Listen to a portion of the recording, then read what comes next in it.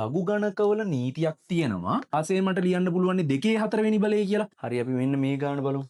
මේකේ තියෙනවා අගේ සොයන්න කියලා 2යි 2 පාදයට 16 ලඝු ගණකය අඩු කිරීම 2 පාදයට 8 ලඝු ගණකය. මේකේ තමයි අගේ සොයන්න කියන්නේ.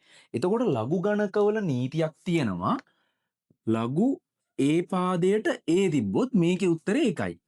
ඒ කියන්නේ අපි ලඝු ගණකයේ අපි බලන ලඝු ගණකයේ පාදයේ විදිහටත් බලන ලඝු ගණක අගයේ විදිහටත් එකම අගේ නම් තියෙන්නේ මේක සුළුලා එන උත්තරේ 1යි.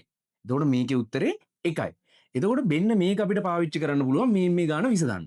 එතකොට මම මේක මෙහෙම ලියා ගන්නවා. මෙතන 2 තියෙනවනේ. මෙතනත් මම හදා ගන්නවා 2 කියලා. මෙතනත් මම 2 කියලා හදා ගන්නවා. ඒක කොහොමද කරන්නේ? ලඝු ගණකවල තව නීතියක් තියෙනවා. අපිට පුළුවන් ලඝු ඒ පාදයට b වල x වෙනි බලය මෙන්න මෙහෙම තිබ්බොත් ඒ පාදයට b වල x වෙනි බලයේ ලඝු ගණකය හොයන්න තිබ්බොත් මෙන්න මේ x වෙනි බලය අපිට මේ ඉස්සරහට ගන්න පුළුවන් ಗುಣ කිරීමක් විදිහට. එතකොට මේක ලියන්න පුළුවන් x ලඝු ඒ පාදයට b කියලා. එතකොට මේකත් ලඝු ගණක නීතියක්. එතකොට මේකත් මට මෙතෙන්ට පාවිච්චි කරන්න වෙනවා. 16 මට ලියන්න පුළුවන් 2 4 වෙනි බලය කියලා. මට මෙතනත් 2 නෙමේ ලඝු බලන අගය 2 නේ කරගන්න ඕනේ. එතකොට 16 මම ලියනවා 2 4 වෙනි බලය කියලා. එතකොට 2යි ලඝු 2 පාදයට 16 ලියනවා 2 4 වෙනි බලය. අඩු කිරීම ලඝු 2 පාදයට 8ක් ලියනවා මං 2 3 වෙනි බලය කියලා. 8 කියන්නේ දෙවරක් 2 ගුණ කිරීම 2නේ. එතකොට 2 3 වෙනි බලය 8 කියන්නේ 2 3 වෙනි බලය. දැන් මෙන්න මේක මෙතෙන්ට ඇවිල්ලා ගුණ වෙනවා.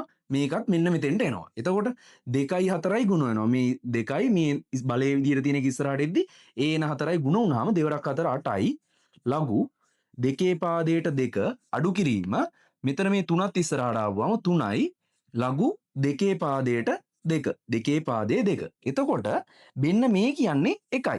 මේ ලඝු ගණක නීතියට අනුව ඒ පාදයේ ඒ වල ලඝු ගණකයේ උත්තරේ 1යිනේ. එතකොට මෙතන මේවල මේ සම්පූර්ණ පදයේ උත්තරෙත් 1යි. මේ පදයේ උත්තරෙත් 1යි. එතකොට මෙතන ලියන්න පුළුවන් 8 ගුණ කිරීම 1 අඩු කිරීම 3 ගුණ කිරීම 1 කියලා. එතකොට 8 වරක් 1 8යි.